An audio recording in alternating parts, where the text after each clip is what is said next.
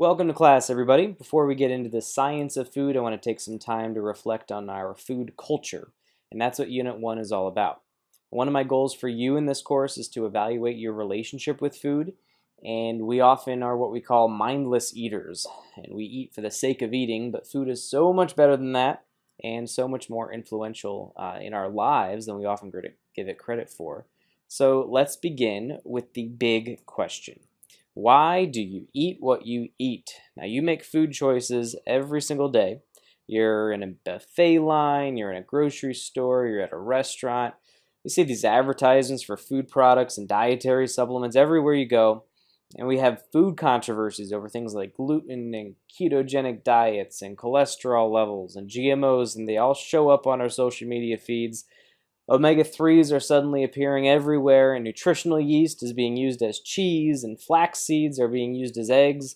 Jackfruit, this is new, it's being used as pulled pork and soy.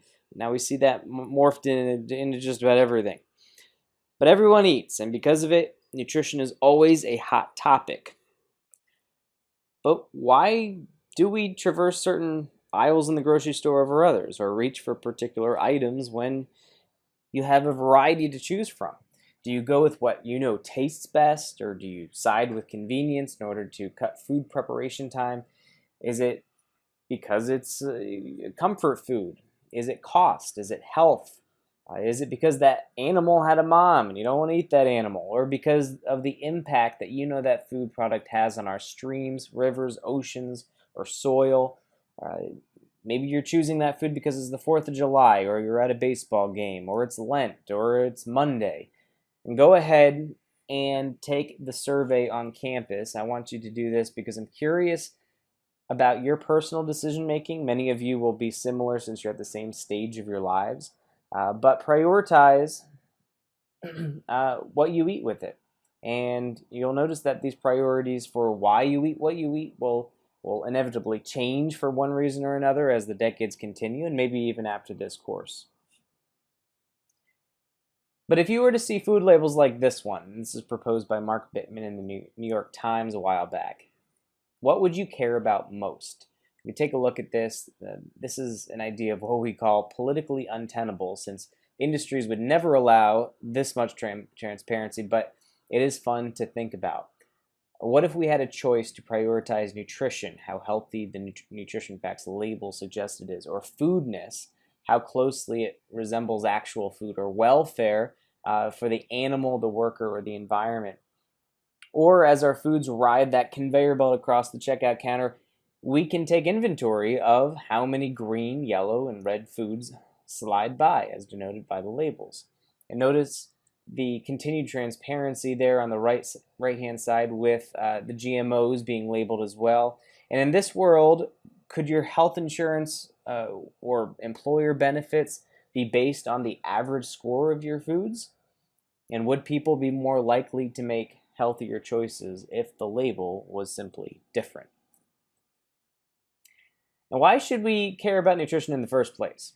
Well, here's a valid answer. Our diets are the #1 determinant of chronic diseases, which are the #1 cause of early death in our culture. Now, 75%, and you'll hear me say this often if you have me for other courses, 75% of healthcare costs are put towards these chronic preventable diseases, largely preventable. These include heart disease, the #1 killer of Americans, and why we care so much about our cholesterol levels and our blood pressure, as well as type 2 diabetes and cancer. And there's no more important foreign substance that we expose ourselves to than food. And also, we all vote with our forks. Our collective food choices end up dictating the food industry's direction, and through that, the direction of our American food culture. And in this class, we'll take a research-based approach to the question of what's for dinner. We'll look at a few studies and the mechanisms of how certain foods can help and harm us. So yes, our diet has consequences, but that shouldn't mean that we should simply eat out of fear and paranoia. Food should also be enjoyable. It should be unifying and, of course, a part of our individual and cultural identities. So let's pretend you're hired by a blog, a food blog, and they want to fly you around the US and then after that around the entire world to compare food cultures. what would some things be that you would want to compare? We can define food culture here on the slide, but what would you want to compare if you were tasked to travel around the country and then the world?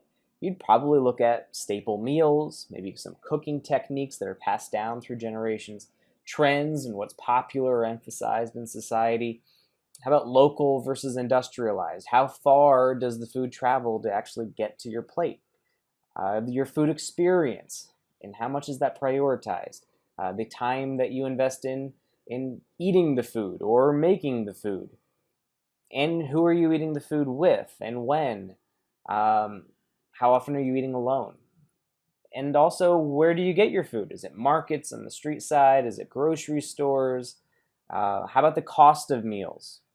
Eating out, portion sizes, food phobias, the amount of nutritionism, as we'll come to define. And of course, food is celebratory, so what foods are on the table at holidays and religious events and birthdays? So, keeping all of this in mind, how would you describe our food culture here in America? You might say that we have a cluster of lots of ethnic-based food cultures with a strong influence of industry. And you might also say that we are unwittingly suffering the consequences of our diets, even when we feel like we're making the right choices. And we certainly have a food culture highlighted by trends. We like to eat local and organic. We have gastro pubs and craft beer and sliders and aiolis with delicious descriptions, gourmet burgers and plant-based meals that are actually delicious, even flavored ketchups, and that's all just at Yard House. But even as we've become more health conscious, we've become fatter and seen an increase in rates of chronic diseases. And so we can really say that our food culture is characterized by this era of confusion. And we collectively have a condition known as orthorexia, which is an unhealthy obsession with healthy eating.